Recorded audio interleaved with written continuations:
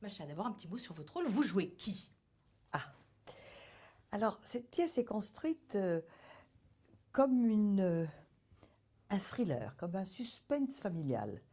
Alors il y a une famille très puissante, la femme de cet auteur que joue Nathalie, et on découvre au fur et à mesure que cet auteur qui était soi-disant une espèce d'exemple, un modèle de moralité comme ça, d'intégrité, eh bien pas du tout. Il avait une seconde vie, et une seconde vie magnifique parce que c'était avec une femme absente.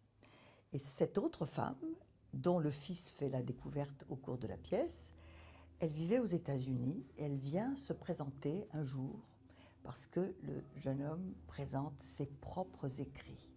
Alors c'est formidable parce que je suis un peu la fouteuse de merde. Je suis celle qui arrive et qui bouleverse l'ordre de cette famille, mais qui en réalité sauve cette famille. Parce que c'est déjà, avant l'heure, une pièce sur la transparence. Et je crois que Zweig, qui était très proche de Freud, commençait déjà à réfléchir à toutes ces questions-là. Que dans les familles, il y a toujours un secret de famille. Et est-ce qu'il est bon de le dévoiler ou pas? Alors, moi, avec lui, je pense qu'il est toujours bon de dire la vérité. Que les enfants peuvent supporter la vérité et ils ne peuvent pas supporter l'opacité du mensonge. C'est ça qui vous plaît chez Zweig, justement, cet univers complexe, hein, mais Alors, il faut que vous vous rendiez compte que Zweig a écrit ça dans les années 20, même un peu plus tôt, je crois en 19, où toutes ces idées-là étaient très neuves. C'était vraiment un théâtre d'avant-garde, où on commençait à débattre de la famille d'une autre façon, sous l'influence évidemment de cette grande découverte de Freud sur les rapports mère-fils, père-fille et toutes ces ambiguïtés. Donc nous, on joue ça aujourd'hui, on a l'impression euh, que c'est acquis, mais pas du tout. À l'époque, c'était tout à fait révolutionnaire. Et je ne suis pas sûre qu'il aurait connu à l'époque le succès que nous allons avoir ici, parce que c'était très audacieux. Mais ce qu'il y a de formidable chez Zweig, c'est que c'est jamais noir et blanc. C'est très subtil. Et je crois que nous, au théâtre, nous devons restituer la subtilité de l'existence. Rien n'est tout à fait clair dans la vie. Il ne faut pas dire que les gens sont bons ou méchants, justes ou injustes. C'est toujours plus ambigu.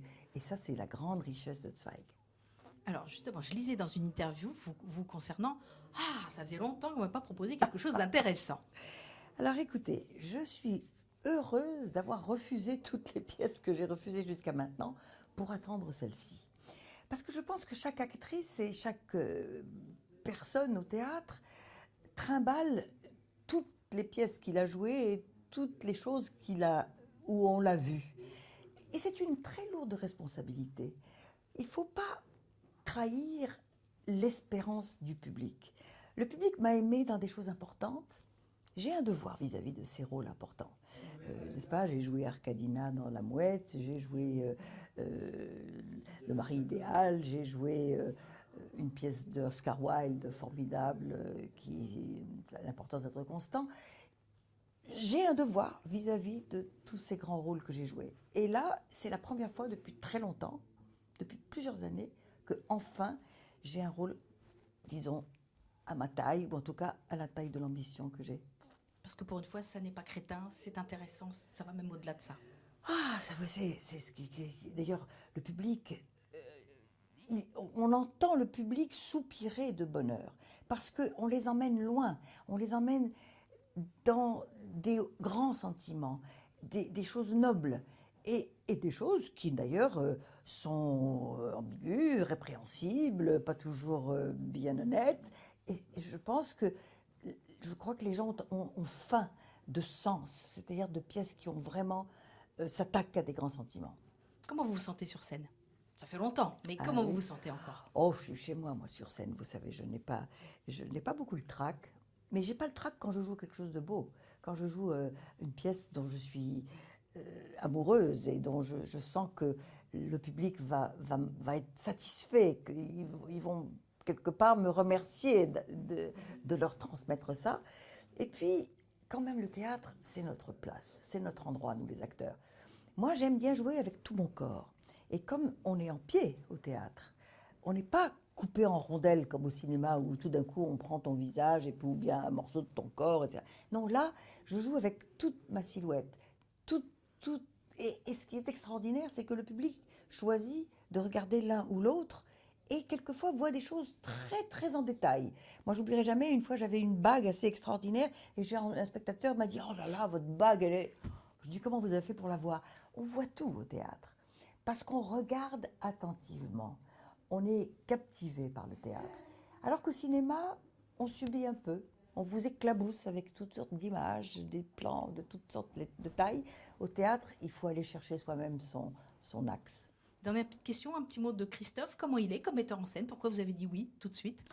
Alors écoutez, c'est une grande histoire entre Christophe et moi, parce que je n'avais jamais travaillé avec lui.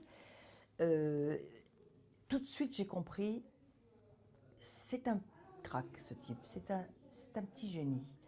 Parce qu'il a une sensibilité totalement ciblée, totalement concentrée sur les acteurs et sur le texte qu'il est en train de faire.